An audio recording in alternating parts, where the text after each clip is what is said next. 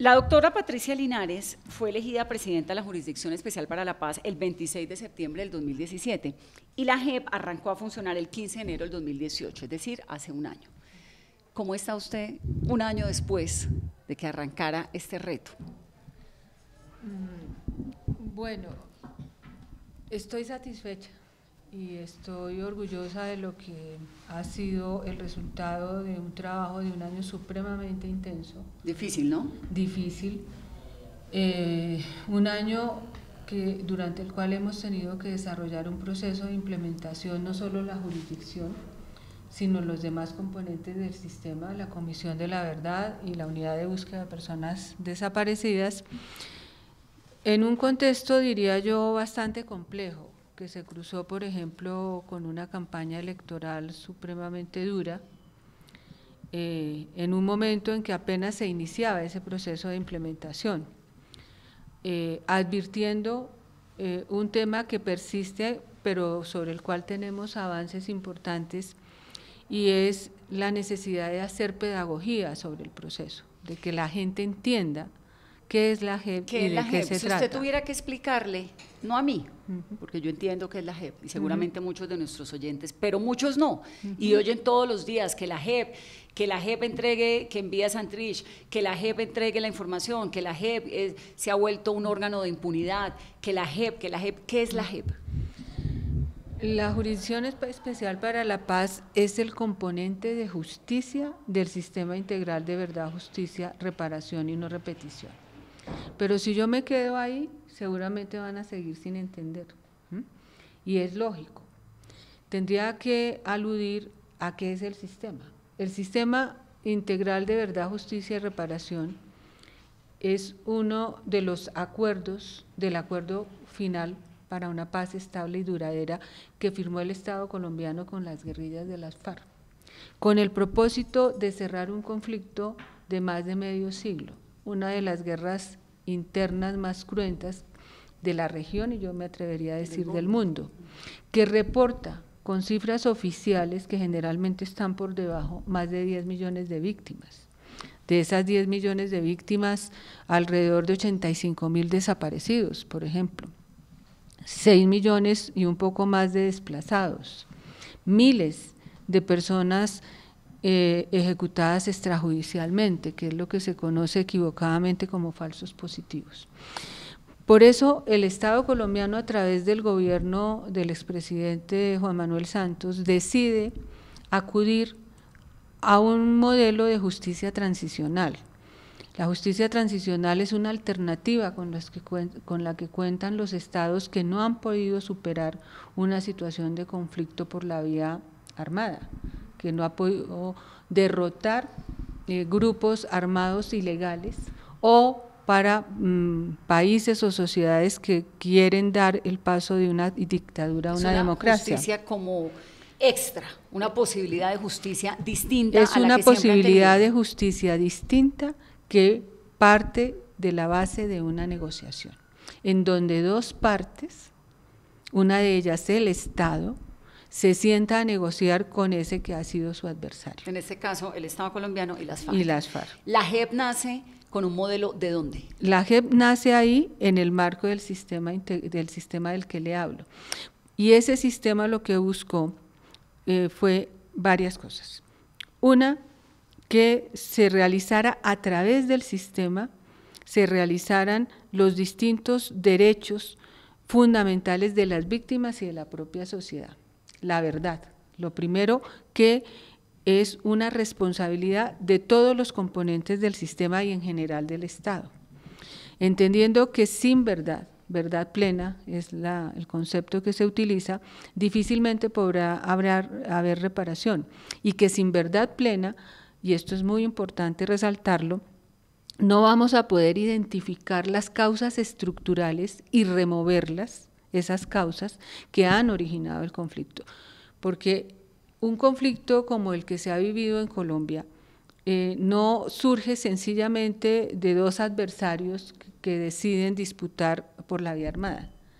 Esto tiene causas estructurales, que significa, por ejemplo, abandono del Estado de ciertas zonas, años, décadas de exclusión de cierto tipo de poblaciones, que todavía de se arbitrariedad, ve en poblaciones nariñenses, en Chocó, indígenas. Por eso siempre se dice, porque es verdad, que las poblaciones más afectadas por el conflicto han sido, por ejemplo, los indígenas, los afros y el pueblo ron, porque esas poblaciones viven un efecto diferenciado del conflicto, más cruento, más duro, y esa verdad plena es una obligación que tiene todo el Estado y en el marco del sistema todos los componentes. Entonces, primero verdad. Primero verdad.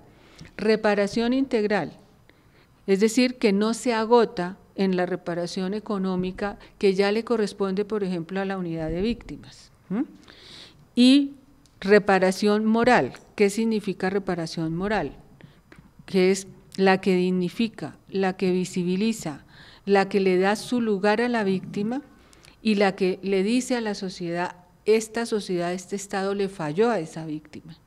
Y a esa víctima se le dice y se le debe decir, por ejemplo, en el marco de audiencias de decisiones judiciales, efectivamente su hijo no fue guerrillero, lo mataron arguyendo que eran guerrilleros y no lo era, porque eso va a significar para esa persona la reivindicación, por ejemplo, de su buen nombre. Claro. O eso va a significar para esa persona poder transmitirle la historia verdadera a sus descendientes de qué pasó con esa persona. Superar, al final, Vanessa, lo que nos corresponde es algo supremamente complicado y difícil, que agota incluso a quienes administramos justicia, y es tramitar el dolor en el escenario de un Estado que debe responder por la ausencia que él tuvo y que implicó evitar que se causara un daño a unas determinadas o específicas víctimas. ¿Por qué hablamos nosotros de las causas estructurales? Porque, por ejemplo, las dimensiones de la guerra interna que se ha vivido en Colombia supone que alguien tuvo que financiar esa guerra y supone que ese ánimo de financiación de una guerra de estas dimensiones tuvo que tener algún motivo. ¿Por qué 6 millones de desplazados? ¿Por qué se desplazaba específicamente de ciertas zonas? No es usual pensar que haya desplazamiento, por ejemplo, de Bogotá hacia otras poblaciones, pero sí hay y existen los mapas donde claramente se ven las zonas más afectadas por el desplazamiento forzado, que por ejemplo estaban relacionadas con corredores de drogas, droga, de armas, o con zonas muy productivas de tierra. Sí, y ahí viene otro problema que ha sido fundamental para que esta guerra se sostenga tanto tiempo, y es que en el caso colombiano se identifica el tema de la usurpación de la tierra, el despojo de la tierra como una causa definitiva del conflicto. Y siempre aparece. Si usted alude a lo que se conoció acá como la guerra entre liberales y conservadores, ahí aparece de manera notoria la disputa por la tierra. ¿Y a quién le interesa que hoy en día siga habiendo guerra en Colombia? Yo quisiera pensar, Vanessa, que a nadie. Es que el ser humano, yo no puedo asumir como una verdad, así, que seamos precisamente los colombianos quienes tengamos en la esencia misma de nosotros como seres humanos ese ser jovesiano que destruye para autodestruirse. No, yo creo que a nadie al final le interesa la guerra. Lo que sí pasa es que no hay sectores que han utilizado la guerra para otros propósitos. Por ejemplo, en campaña política, y eso no solo pasa en Colombia, el tema de la guerra puede ser un tema que llame a cierto tipo de elector, que prefiere la solución vía violenta a cualquier tipo de disputa. Porque cree que es viable. Porque cree que es viable y en el fondo incluso puede creer que es justo. Pero definitivamente lo que muestra la historia es que la guerra nunca es respuesta para nada, porque la guerra lo que genera es más guerra. Y que finalmente sí o sí se soluciona sentado hablando. Los talibanes están negociando con el gobierno de Estados Unidos, por ejemplo. Sí, al final, y eso creo que ayer en estos días alguien lo mencionó, yo no me acuerdo quién, que decía, siempre van a terminar en una mesa de negociación. ¿Por qué? Porque aquí, y eso yo lo percibo de manera reiterada, y eso me brinda elementos para, ojalá, poder afrontar constantes ataques. Son 50 años de guerra. Eso me indica, por ejemplo, que usted nació, vive y ojalá no siga viviendo en el medio de una guerra, y usted con mayor razón. Sí. Carolina no conoce un solo día en paz. En paz. Entonces, eso hace que el imaginario tenga una lógica muy, muy específica frente a la convivencia, que yo no vea en el otro, en mi vecino, en el que está enfrente, en el que va conmigo en Transmilenio, yo no vea un conciudadano con el cual eventualmente puedo tener una diferencia, sino vea un potencial enemigo. Al vecino que yo tengo al lado, con el que tengo una diferencia sobre el ruido, pues yo presumo que le puedo decir, bájele al radio. Al enemigo yo tiendo a querer aniquilarlo porque pienso que él puede hacer lo mismo conmigo. Entonces, ese imaginario está muy arraigado. Luego hay mucha incertidumbre, muchas dudas, mucha prevención sobre cualquier alternativa distinta a la respuesta armada que pueda conducir a una solución. O sea, es esa dimensión o ese escenario en el cual mi enemigo es este y ese tengo que aniquilarlo. Y ese enemigo frente a mí me identifica a mí como tal y tiene el mismo raciocinio. Que tiene que aniquilarme. Entonces la sociedad, yo creo, tiene que acostumbrarse también a entender que hay otro tipo de salidas. Eso sí, Vanessa, todo tipo de salidas significa sacrificios. Y ahí entra la JEP. Doctora Patricia, ¿por qué hay un sector en el país que ve a la JEP como sinónimo de impunidad? Pues mire, yo creo que es un modelo, es un modelo inédito en el mundo, es un modelo muy sui generis, es un tipo de justicia a la cual no está acostumbrada el país, porque fíjese que es paradójico. A nosotros nos dicen, ustedes son un modelo, algunos sectores, porque también hay muchos sectores, y especialmente gente como usted muy joven, que nos dicen exactamente lo contrario, que por favor sigamos adelante, que por favor sostengamos este esfuerzo, porque ustedes no quieren vivir en guerra. Entonces fíjese lo paradójico, a nosotros nos dicen algunos sectores, ustedes son un tribunal de impunidad porque están diseñados para imponer sanciones de pronto benignas o muy suaves o como se quiera llamar. Suponiendo que eso fuera cierto, que no es tan cierto. Una sociedad tiene la posibilidad de terminar de cerrar un conflicto, producir las condiciones para que quienes atacaron al Estado se reincorporen al Estado y contribuir a la erradicación de esas causas estructurales del conflicto. Tiene esa posibilidad, ¿a cambio de qué? De brindar una serie de beneficios a quienes se postulan ante la jurisdicción, de decirle a ese guerrillero o exguerrillero de las FARC, usted aquí va a cumplir una sanción, incluso privativa de la libertad, pero a la par va a contribuir con la reconstrucción del tejido social que afectó con sus acciones, pero esa pena no es la pena que se impone en la ordinaria. Entonces, ¿qué es preferible? ¿Ese sacrificio que me va a brindar todas esas posibilidades o seguir en la ordinaria que presenta más del 90% de impunidad sobre crímenes de guerra y delitos de lesa humanidad, que son los que son competencia? Es que la JEP lo que busca es verdad, básicamente. Que le cuenten al país la historia y ahí negociamos si usted se va a sembrar papas o se queda andando por ahí. Exacto, y no es sembrar papas.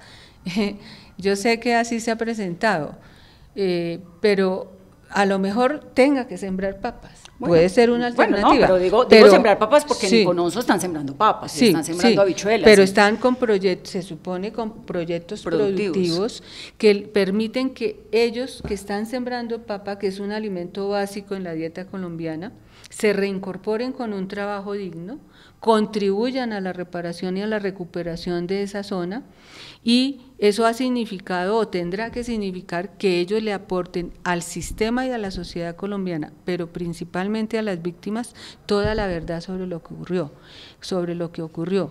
¿Y ¿Por qué es tan importante para una víctima saber la verdad? Porque mire, Vanessa, yo he tenido oportunidad de trabajar en esto durante 30 años. Y uno lo que puede observar y finalmente entiende, asume y aprende es que la sabiduría de la víctima es construida en el marco del dolor.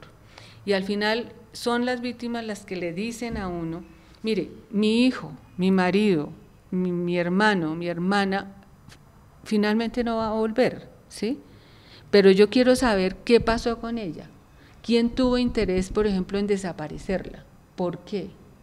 ¿Por qué? Ese por qué es una constante, es algo que alivia al ser humano el saber por qué alguien decidió quitarle la vida a otro o desaparecerlo. Pero si es un desaparecido además, y esto sí que es importante, esa persona al final lo que busca es una verdad que culmine con la ubicación de los restos de esa persona.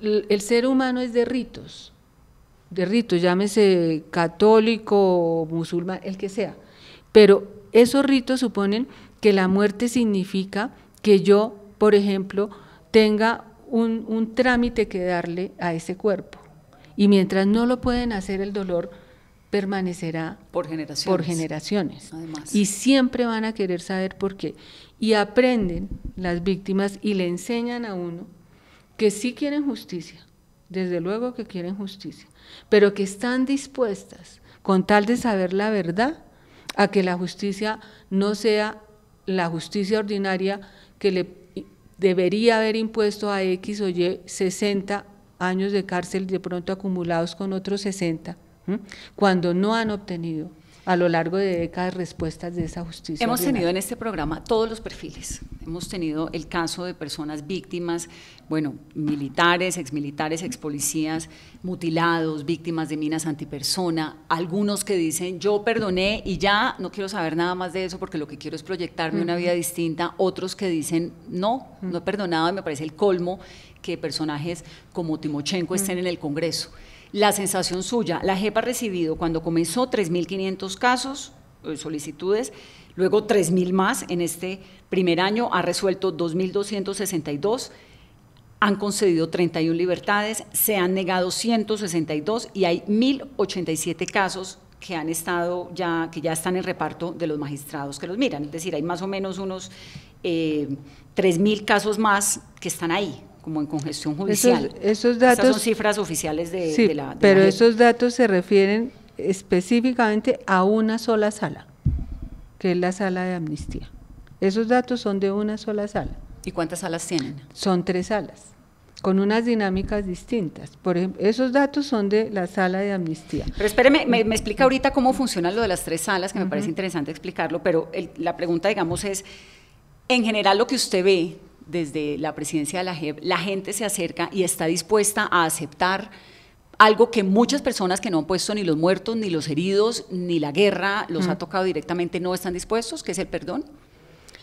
¿O cuál es la sensación? Mire, el perdón es una reacción que atañe al ser humano individual como universo individual e irrepetible que es. O sea, yo no, como sociedad y como Estado, yo no puedo, a través de normas jurídicas, implementar el perdón. Claro. Yo puedo brindar condiciones para que ¿cómo? Administrando justicia, en nuestro caso justicia restaurativa, que es la que he tratado de explicar, no es la retributiva. La justicia retributiva es la de la justicia ordinaria, sí, 60 que es más años o menos, de prisión. Más o menos ojo por ojo, ¿sí? Usted causa un daño tan grave que debe tener una pena muy grave, ¿cierto? Por eso hay categorías. Si usted comete homicidio porque condujo mal su carro, eso es menos grave, siendo muy grave, que aquel que asesina premeditadamente. Por eso son 2 escenarios diferentes. Esa es la justicia retributiva, o sea, castigo proporcional al daño que usted causó. En la justicia que nosotros administramos, que es restaurativa, de lo que se trata es, usted ya lo ha dicho, la verdad plena, para sanar el dolor de las víctimas y contribuir a que no se repitan esos hechos, y una justicia que implique que esa persona va a tener una sanción, pero también una sanción que a ella como individuo ojalá le permita reincorporarse de alguna manera a la sociedad, que le permita a futuro ser productivo en la sociedad, que le permita ejercer derechos políticos en la sociedad. Nosotros como jueces, como individuos que hoy somos jueces en la jurisdicción, no definimos las reglas del juego, Vanessa. Eso fue producto del acuerdo, claro. Y si se hubiera quedado en el marco del acuerdo, difícil que nosotros hubiéramos podido asumir esta responsabilidad. Lo que pasa es que eso que se acordó y que quedó consignado concretamente en el punto 5 del acuerdo donde se crea el sistema y la jurisdicción, eso se volvió norma constitucional. Es una norma del mayor rango en el ordenamiento jurídico, que vincula no solo a quienes tenemos esta tarea, sino a todas las autoridades y a todos los ciudadanos y ciudadanas del país. Mal podría decir uno que una norma constitucional no me gusta, yo no estoy de acuerdo, entonces yo no la cumplo. No, pues ninguna. Es para todos, de la Constitución. Entonces son 3 salas. Sí. El modelo supone un escenario que se denomina no adversarial. ¿Qué quiere decir eso? No adversarial es que no hay un juicio, no hay un litigio, como en la ordinaria. Ese modelo adversarial usted lo puede ubicar en las 3 salas. Son 3 salas, cada una conformada por 6 magistrados o magistradas. La primera sala es la sala de reconocimiento de verdad y responsabilidad. Es una sala que nosotros internamente decimos no es la única, pero es la principal puerta de entrada al sistema. Que sabe cuando yo llego y digo, yo hice eso en el marco del conflicto, me ocurrió esto, que por ahí pero es por donde mide Musa Besaile si puede entrar o no a la JEP. No, esa no. ¿Es la puerta de entrada? Es la puerta de entrada, pero es la puerta de entrada que va acumulando porque nosotros no trabajamos caso a caso. Sería imposible que nosotros nos ocupáramos de todos los delitos cometidos en relación directa o indirecta con el conflicto durante los últimos 50 años. Entonces se agrupan según criterios establecidos en la propia Constitución, se denominan criterios de selección, se agrupan múltiples casos y se arma un macrocaso, dicen unos, un gran caso, dicen otros. ¿Cómo se arman esos casos? ¿Qué es lo que hace esa sala? A partir de elementos, por ejemplo, patrones de criminalidad, impacto territorial, la fuerza que pudo tener un determinado tipo de victimización que marcó el derrotero del desarrollo de la sociedad colombiana, el secuestro. Caso todos los secuestros entran. Entonces, entran todos, en este caso, los miembros de las FARC que como guerrilleros estuvieron comprometidos con esa conducta criminal que se llama secuestro, que es un delito de lesa humanidad y que puede, bajo ciertos presupuestos, ser un crimen de guerra. Se agrupa. Hoy por hoy, Vanessa, ese solo caso de secuestro, que es el caso 01, y justamente la próxima semana están citados los guerrilleros de las FARC. ¿Qué va a pasar si no asiste el país? Ese solo caso tiene registradas hoy, y ese número puede crecer, 8.000 víctimas y más de 1.000 victimarios que aquí denominamos comparecientes. Usted seguramente, con la experiencia que tiene, y usted también, sabrán más o menos cómo se organiza una audiencia en la ordinaria. Eso lleva tiempo, claro. Hay que notificar al uno o notificar al otro. Yo le notifico al uno y ese me interpone un recurso, tengo que resolverle el recurso. Le resuelvo el recurso y no está conforme, impugna y lleva apelación. Es lo mismo, pero multiplíquelo en las dimensiones que le digo. Luego, armar un caso de estos en tan corto tiempo como 10 meses, y no solo 1, sino 5, demanda de verdad un esfuerzo que hoy nos permite presentar resultados que ningún tribunal parecido a este, porque igual no hay ninguno, ha presentado a lo largo de la historia. La primera decisión de la Corte Penal Internacional de fondo se produce 10 años después de que arranca. ¿Y qué pasa, por ejemplo, la próxima semana ya están citados por el tema de secuestro los guerrilleros de las FARC? ¿Qué pasa si el paisa no asiste? ¿Está obligado a asistir? Yo le he comentado a usted personalmente, y suelo hacerlo con los medios con todo respeto, que yo de los casos específicos no debo hablar, no puedo hablar. ¿Por qué? porque yo soy de la sección, primero porque los casos deben ser considerados por los jueces que son competentes en cada etapa para el efecto, yo no lo soy, yo soy de la sección de apelación. ¿Qué quiere decir eso? Que cualquiera de esas decisiones eventualmente puede llegar a conocimiento de la sección de la que yo hago parte. Y si yo me pronuncio sobre esos casos, con toda razón, el día de mañana me van a recusar, claro, porque yo ya expuse mi posición sobre el tema. ¿El paisa sigue en la JEP? Lo que yo les puedo decir es, cuando un compareciente ya está vinculado a uno de estos casos, adquiere una serie de obligaciones y compromisos ineludibles para él, que son monitoreados y que están enmarcados en lo que aquí se denomina, porque así lo establecen las normas, un régimen de condicionalidad. ¿Qué es un régimen de condicionalidad? Son las obligaciones que esa persona adquiere con esta jurisdicción. Son las obligaciones que supone que él, por ejemplo, me tenga que rendir informes cuando yo se lo solicite, pero que eso, o que tenga que responder a requerimientos específicos que el juez, por ejemplo, esa sala les haga. Eso no es discrecional, ellos tienen que cumplir. Hay tipos de audiencias, hay tipos de obligaciones. Entonces, lo que ocurrió hace unos meses es que esa sala, en el marco de ese caso, en el marco de ese caso, hace un requerimiento a 31 de esas personas y le dice, presénteme un informe, cada una de ustedes, sobre los compromisos que usted adquirió conmigo, y cada uno de ellos tiene una serie de compromisos. Usted se comprometió a liderar un grupo de personas en la zona tal para hacer tal y tal cosa, y el cultivo X o el cultivo Y.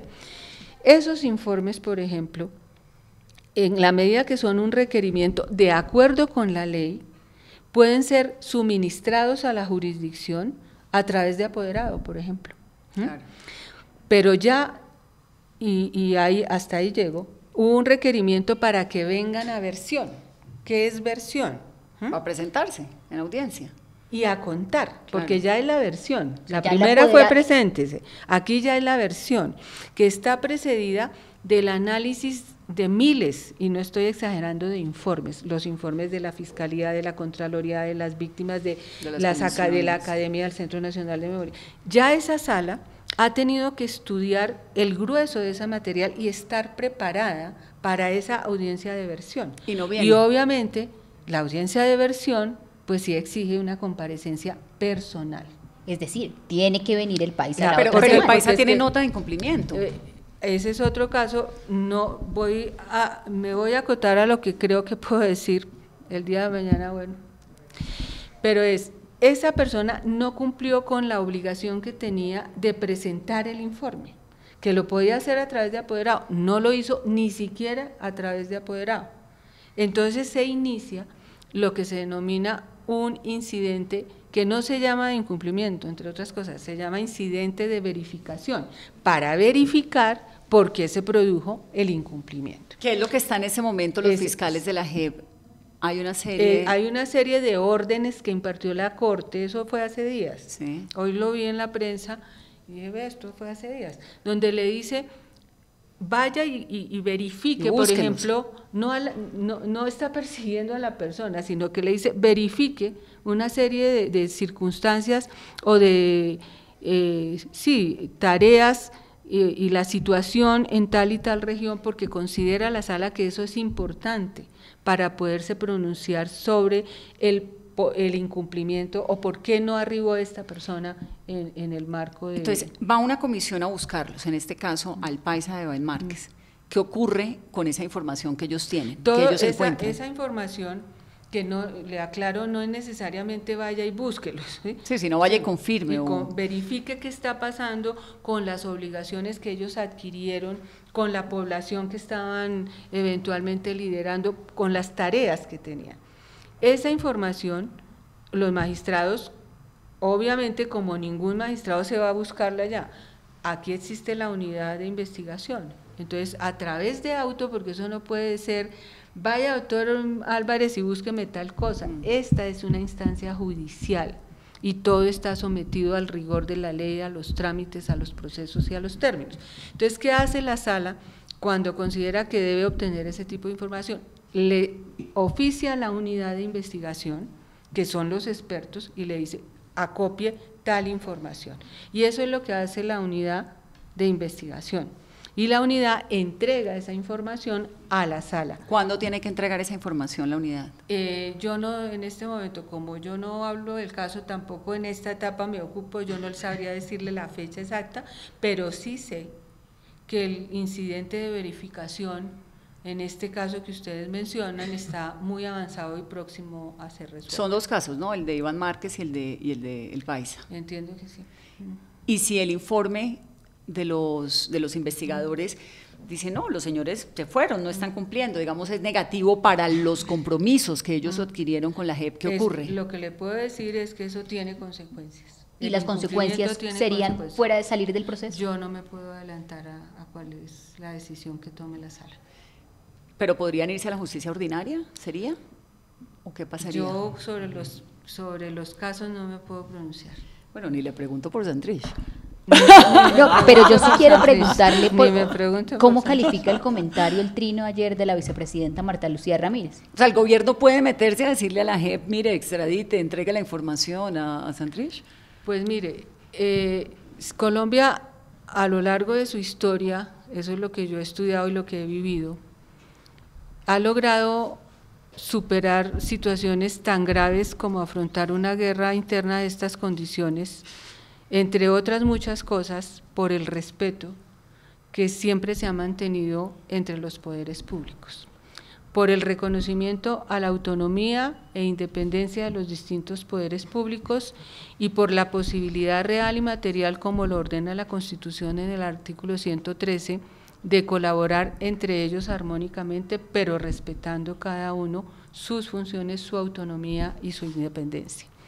¿Qué hemos nosotros ofrecido? Nos hemos esmerado en ofrecer a los demás poderes públicos, porque se nos impone como ciudadanos y como funcionarios y como jueces.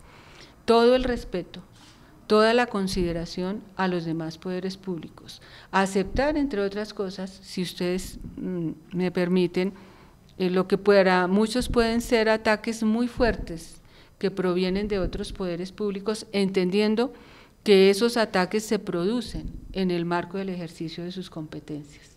¿Usted en algún momento ha sentido que ha habido ataques que se desborden el marco de los ejercicios de las competencias de otras instancias del Estado? Pues yo lo que siento es que el proceso mismo, no solo la JEP, el proceso mismo ha servido para intereses diferentes a la búsqueda de la verdad y la reparación integral para las personas. ¿Cómo cuáles? El plebiscito se perdió, ¿cierto? El plebiscito se perdió. Por 50.000 votos, sí, pero se perdió. Pero se perdió, ¿sí? Y el Estado colombiano, y concretamente la Corte Constitucional, encuentra la manera en el marco constitucional de superar esa derrota, diciendo, siéntense las partes y renegocian aquellos puntos en los que hubo discrepancia, y eso lo aceptan los movimientos o partidos políticos que predican haber ganado el plebiscito porque ganó el no. Luego, eso implica que se le da toda la legitimidad al acuerdo reformulado que se firma como compromiso de Estado el 1 de diciembre del 2016 en el Teatro Colón. Sin embargo, en las campañas electorales se acude de nuevo a esa división profunda de la sociedad colombiana, poniendo cualquier debate en la dimensión de quiénes están a favor de la paz y quiénes no están a favor de la paz. Yo le insisto, yo creo que cualquier colombiana sí, está a favor de la paz, eso es de la esencia del ser humano, querer vivir en paz y en armonía. Pero si usted me pregunta, digo, sí, en algunas ocasiones hemos sentido que esto ha servido para intereses electorales y para intereses que no son precisamente los intereses que a los que está dirigido un proceso de paz como el que fue diseñado en Colombia. ¿Cómo es el proceso, doctora Linares, de la extradición de Jesús Santrich? ¿Cómo es el proceso? Yo le entiendo perfectamente los impedimentos que usted me dice, pero ¿cómo es el proceso? Es decir, Estados Unidos tenía que recibir una petición que se envió, explíqueme un poco. En abstracto, sí. y empiezo un poco diciéndole que no es, ¿sí? O sea, aquí se dice de manera reiterada, es que la JEP no quiere extraditar a fulano de tal, es que la JEP está dilatando la extradición de fulano de tal. La JEP no tiene ninguna competencia para decidir sobre el trámite de extradición de nadie.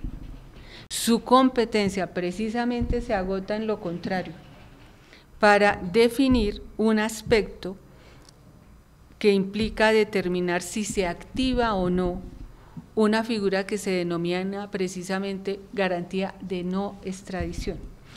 La extradición ordinaria, llamémosla así, si me permiten, la que se ha tramitado toda la vida en Colombia sigue exactamente igual. Hay un país que requiere una solicitud, esa solicitud la recibe el gobierno, la somete a consideración de la Corte Suprema de Justicia, la Corte Suprema de Justicia analiza ¿Sí o no? No, analiza es a quién solicitan en extradición, a Patricia Linares, pero es que Patricia Linares pueden haber muchas. Entonces, la Corte Suprema de Justicia Sala Penal verifica que Patricia Linares que requieren sea la Patricia Linares que van a extraditar, por ejemplo. Verifica que el delito por el que es solicitada Patricia Linares sea delito en Colombia, porque puede suceder que no. Y hace esa revisión si quieren formal, y emite un concepto, la Corte Suprema de Justicia, que si es positivo, si dice sí, es viable la extradición, pasa al presidente, y el presidente, si el concepto es positivo, dice tiene la facultad de decir sí o no extradito. Pero si la Corte Suprema de Justicia da un concepto negativo y dice no, es que resulta que la Patricia que están pidiendo no es esta. No hay forma. No hay forma, el presidente no. ¿Nosotros podemos meternos en ese procedimiento? No, bajo ninguna circunstancia.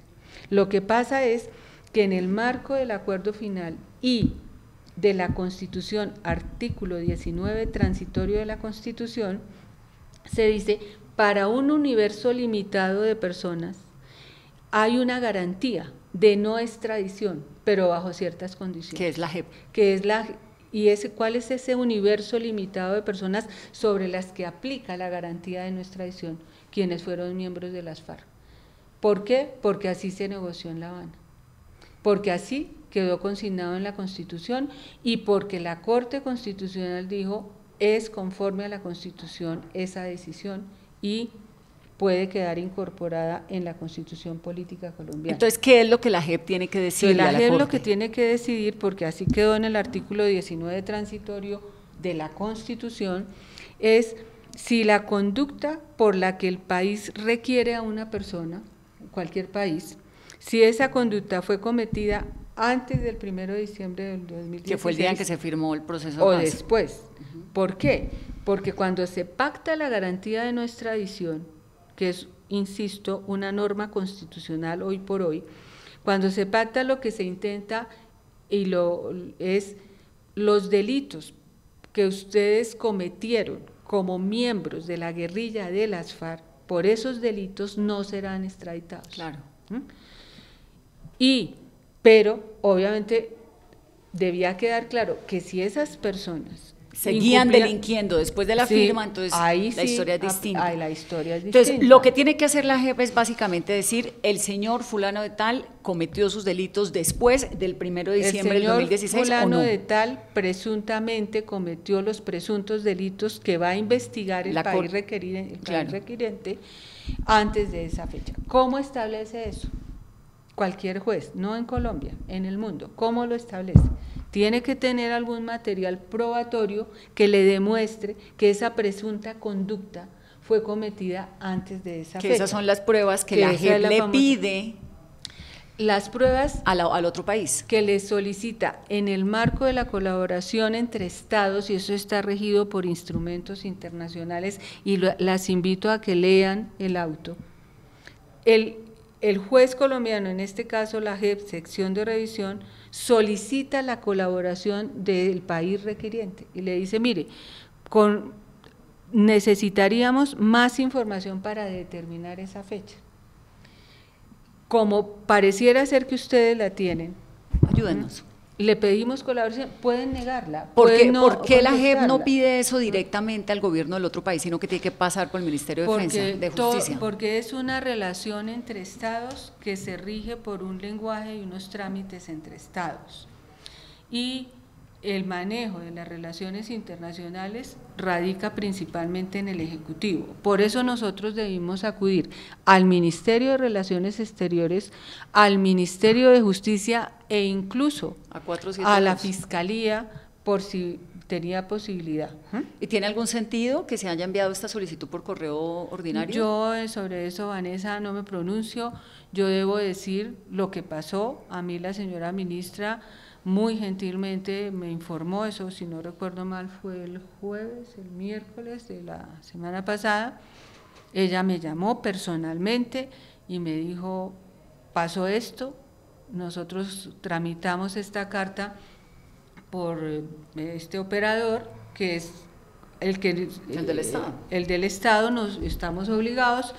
Y pues la carta se quedó en Panamá. Ahora, por ejemplo, la extradición, no sé, de Simón Trinidad, de Sonia, en su momento, el gobierno colombiano, no la JEP, porque la JEP en esa época no existía, el gobierno colombiano, cuando Estados Unidos le pide la extradición, ¿el gobierno le solicita pruebas también al otro?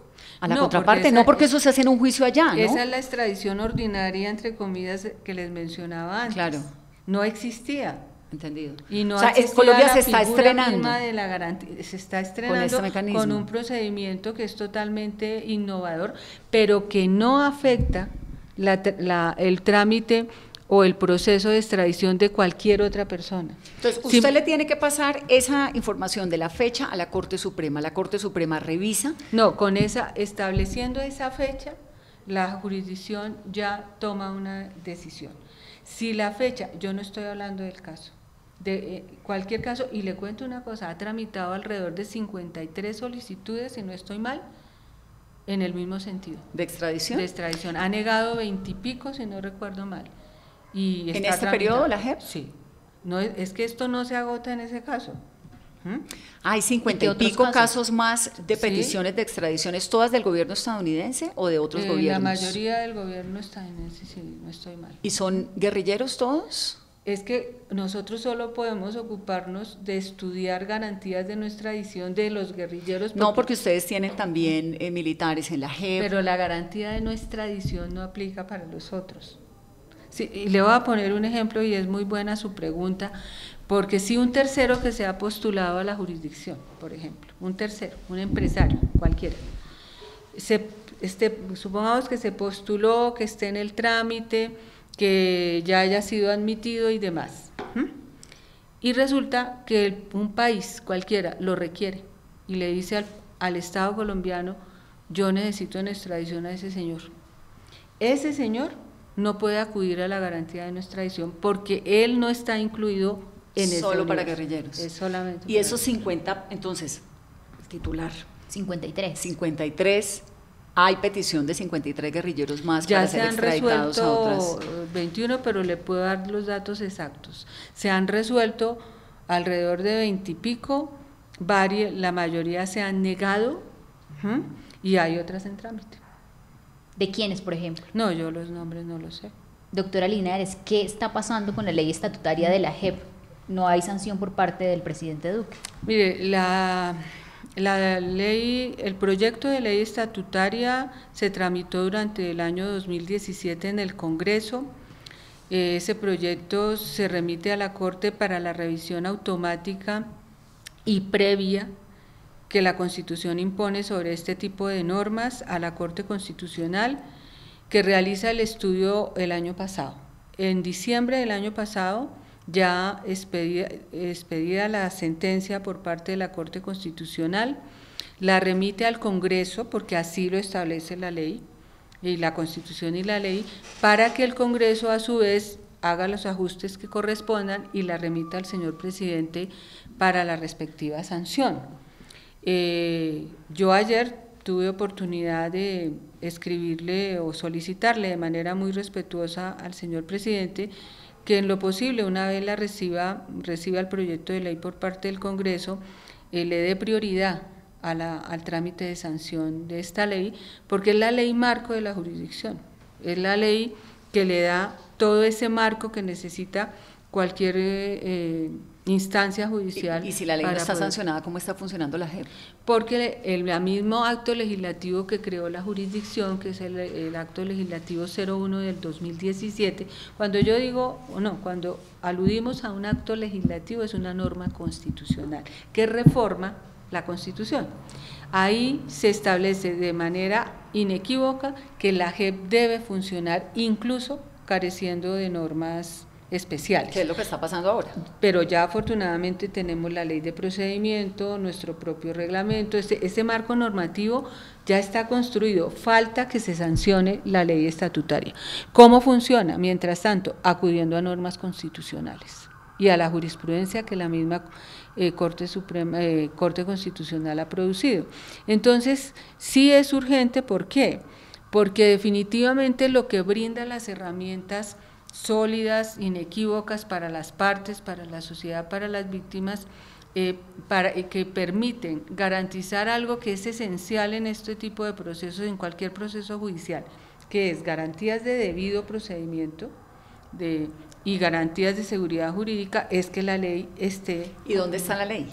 Pues entiendo por información que he recibido que ya el señor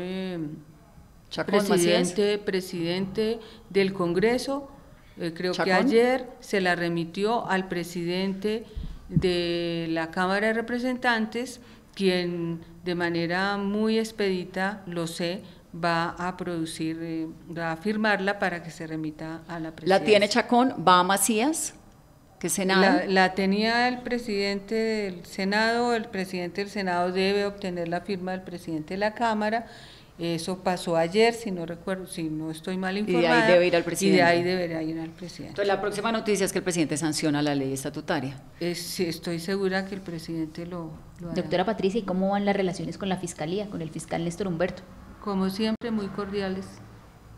Sí, ya cero conflictos. Es que mire, aquí han sucedido cosas muy curiosas. Hay una figura jurídica que se denomina conflicto de competencias.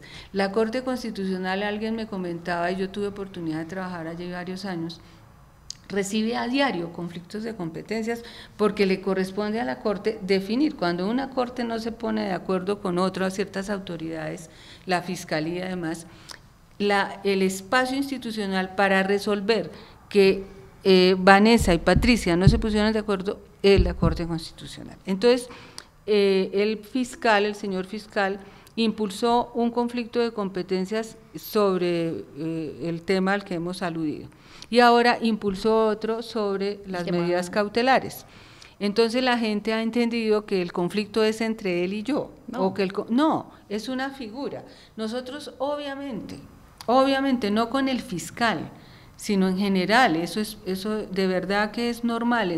Ustedes que son tan rigurosos, métanse a esas páginas de cualquier tribunal. Es obvio, cuando algo llega nuevo, inédito, claro, que nadie al final se sabe lo esencial, pero no cómo funciona, pues es normal que diga, no, esa competencia era mía. Pero además debe ser para una mujer como usted, pues pisar un montón de callos, ¿no? Digamos, es como que también pues en general, digamos, para las mujeres cuando asumen esos cargos de poder tan importantes y más, pues en la justicia, debe ser también un ambiente en el que hay algo de machismo donde le digan, pero es esta señora aquí tan poderosa. Pues yo no sé qué dicen. ¿O cómo lo siente? Yo no sé qué dicen, lo que sí sé con certeza es que tengo un agradecimiento profundo con las Cortes, la Corte Suprema de Justicia, la Corte Constitucional y el Consejo de Estado han sido pilares de apoyo definitivos para que este proceso siga. Y son ejemplo, a propósito de lo que usted me preguntaba hace un rato, de que el debido respeto a la autonomía y al cumplimiento de las funciones del otro y la aceptación de la competencia del otro sin interferirla es lo que garantiza que armónicamente produzcamos resultados. Yo en los presidentes de las Cortes he encontrado apoyo, respaldo, solidaridad, enseñanza, referencia, que ha sido muy importante. Con eso no quiero desconocer que indudablemente para las mujeres en el mundo, y Colombia no es la excepción, los caminos son un poco más difíciles y los lenguajes son diferentes también. Yo sí soy de las que creo que las mujeres tenemos una manera de comunicarnos un poco diferente, y lo celebro, y creo que eso ha sido un elemento positivo en mi caso, porque por más que quieran que yo pelee con el fiscal o con cualquiera, pues no.